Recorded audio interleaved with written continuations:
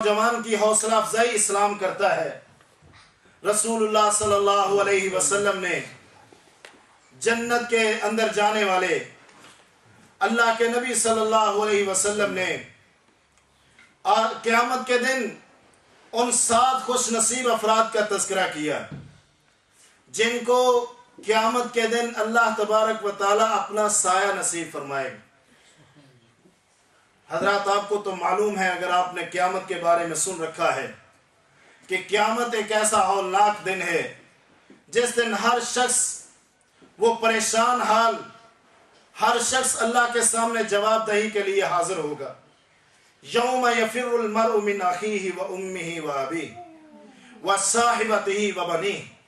لکل امرئ منہم یومئذ شأن یغنیہ۔ فرمایا قیامت ایسا دن ہے، روز محشر ایسی گھڑی ہے جس دن انسان اپنے بھائیوں سے دور بھاگے گا،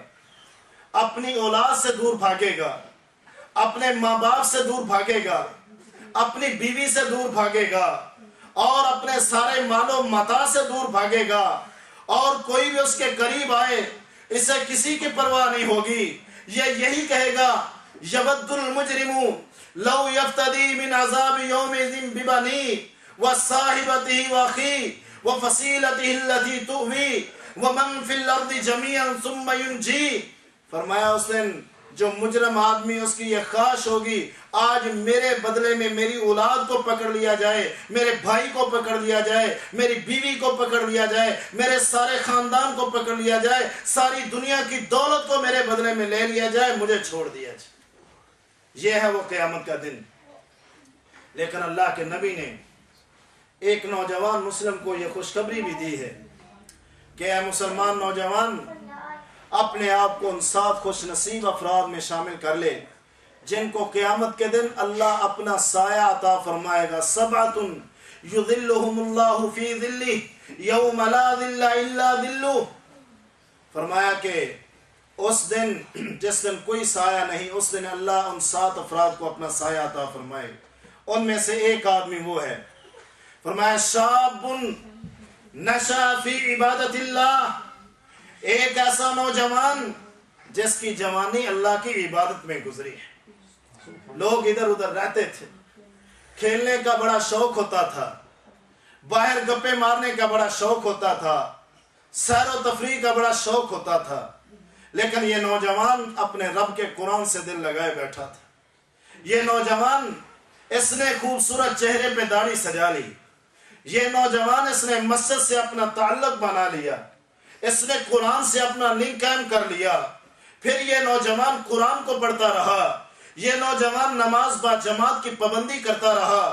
یہ نوجوان رب کے دین سے محبت کرتا رہا، اپنے اخلاق کو بھی بہتر کیا، اپنے کردار کو بھی بہتر بنایا، اپنی گفتار کو بھی بہتر بنایا۔ پھر اللہ تبارک و تعالی نے اس کے بدلے میں اس کو انعام یہ دے دیا، فرمایا آج کوئی سایہ بھی نہیں، سورج بھی 1.25 میل کے اوپر آ چکا ہے، گرمی بہت زیادہ ہے۔ اے نوجوان جو دنیا کے اندر مجھے خوش کر کے آیا ہے، آج میرے سائے کے نیچے آج۔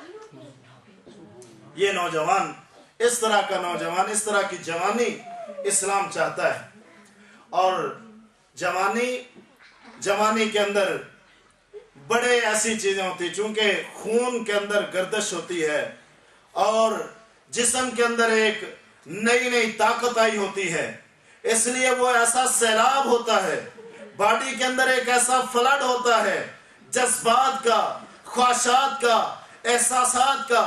جو انسان کو غلط راستے پہ لے جاتا ہے۔ وہ اپنی جوانی کو غلط جگہ پہ استعمال کرنے کے لیے آ جاتا ہے۔ لیکن اللہ تبارک و تعالیٰ نے اپنے قرآن میں کئی ایسے نوجوانوں کا تذکرہ کیا، رب کے نبی نے اپنی احادیث میں کئی ایسے نوجوانوں کا تذکرہ کیا، اور ہمارے لیے انہیں ماڈل، ہمارے لیے انہیں آئیڈل بنا دیا، اور کہا لوگوں اگر تم نے جوانی گزارنی ہے تو ان پاک باز نوجوانوں کی طرح گزارنی ہے، جیسے کہ قرآن میں اللہ نے تذکرہ کیا ایک نوجوان نبی کا جسے آپ سب جانتے ہیں، جناب یوسف علیہ السلام۔ جوانی دیکھنی ہے تو ان کی دیکھو، پاکیزگی دیکھنی ہے تو ان کی دیکھو۔ آج یہاں کیا کچھ نہیں ہوتا، یہ ایسا معاشرہ جس میں ہر طرف فحاشی اور ریانی، یہ ایسا معاشرہ جہاں ہر وقت چاہے گھر کے اندر بھی ہو نیٹ کے ذریعے، باہر بھی ہو تو نظر کے گناہ کے ذریعے انسان کے پھسلنے کا ہر وقت خطرہ موجود رہتا ہے، ایسے عالم میں ہمارے نوجوانوں کو یاد ہونا چاہیے کہ ہمارے رب نے قرآن میں ایک ایسے نبی کا تذکرہ بھی کیا ہے جس نبی کو اللہ نے سب سے زیادہ حسین بنایا تھا، حسن بھی ان کا سب سے اعلیٰ، بے مثال حسین جناب یوسف علیہ السلام مصر کے اندر بھائیوں کے حسد اور رقابت کی وجہ سے غلام بنا کر بیچ دیے گئے۔ ایک رئیس مصر کا، بڑا مصر کا، عزیز مصر اسے اپنے گھر میں لے گیا، گھر میں رکھا، اور بچے تھے بڑے ہونے لگے جوانی کے اوپر، جیسا جیسے جناب یوسف جوان ہوتے گئے ظاہری حسن و جمال کے اندر بھی برکت آتی گئی، وہ نورانی چہرہ، وہ خوبصورت آنکھیں، حضرت یوسف علیہ السلام کو دیکھ کر ہر عورت، ہر آدمی رک جائے۔ عزیز مصر کی عورت کے دل میں ملال آیا، اس کے دل میں غلط خیال پیدا ہوا، جناب یوسف علیہ السلام کو ورگلانے لگی اور کہنے لگی دروازے بند کر دیے۔ اس نے سوچا ہوگا میں دروازے بند کر دوں گی دنیا کی نظروں سے اوجھل ہو جاؤں گی، میں دروازے بند کر دوں گی کوئی اندر آ کے مجھے پکڑ نہیں سکے گا، اور تنہائی کے عالم میں اس نے اپنے طور پر مکمل سیفٹی کے ساتھ حضرت یوسف علیہ السلام کو دعوت گناہ دیتی ہے۔ وَرَاوَدَتْهُ الَّتِي هُوَ فِي بَيْتِهَا عَن نَفْسِهِ وَغَلَّقَتِ الْأَبْوَابَ وَقَالَتْ هَيْتَ لَكَ۔ یوسف علیہ السلام تنہائی میں پردیس بھی ہے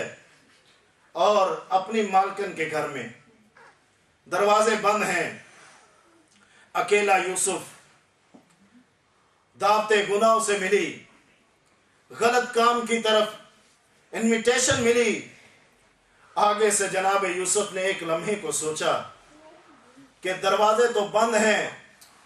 دنیا کی کوئی نگاہ تو نہیں ہے، لیکن آسمان کا رب دیکھ رہا ہے۔ اپنی مالکن کو کہنے لگے اے میری مالکن، تو نے یوسف کا جسم خریدا ہے، یوسف کا ایمان نہیں خریدا۔ قال معاذ اللہ انہ ربی احسن مثوایا انہ لا یفلح الظالمون۔ وہ نوجوان، یوسف علیہ السلام کے اوپر بھی جوانی آئی تھی، اے نوجوان، یوسف علیہ السلام کو بھی حسن و جمال کی دولت سے مالا مال کیا تھا اللہ نے، اور حسن بھی ان کا بے مثال، جوانی بھی ان کی بے مثال، اور موقع بھی ان کو ملا تھا۔ اگر گناہ کرنا اتنا محبوب ہوتا تو اس وقت وہ کر لیتے، لیکن رب کا خوف تھا جو اس نوجوان پیغمبر کے دل میں آیا، اور کہنے لگے معاذ اللہ انہ ربی احسن مثوایا۔ اے عورت، دعوت گناہ نہ دے، تو یہ نہ سمجھ کہ تو نے آج مجھے ان دروازوں کی اوٹ میں چھپا لیا ہے، تو نے دنیا کی نگاہوں سے چھپایا ہے، کائنات کا رب مجھے دیکھ رہا ہے، میں تیری اس دعوت کو قبول نہیں کرتا۔ تو یہ واقعہ اللہ نے ویسے ہی بطور سٹوری کے ہمیں نہیں سنایا کہ چلو ہم پڑھ لیں کہ ایک نوجوان تھا اور اس کے ساتھ یہ بیتی، بلکہ اسی سورت کے آخر میں اللہ نے یہ بات بیان فرمائی، یہ آیت نازل فرمائی قُلْ هَذِهِ سَبِيلِي أَدْعُو إِلَى اللَّهِ عَلَى بَصِيرَةٍ أَنَا وَمَنِ اتَّبَعَنِي۔ ذرا غور کرنا، سورہ یوسف کے آخر میں یہی آیت آئی جس کا مطلب یہ ہے اے نبی، تو نے یوسف کا تذکرہ پڑھا ہے، یوسف علیہ السلام کی باتیں اپنی امت کو بھی بتا دی ہیں قرآن میں،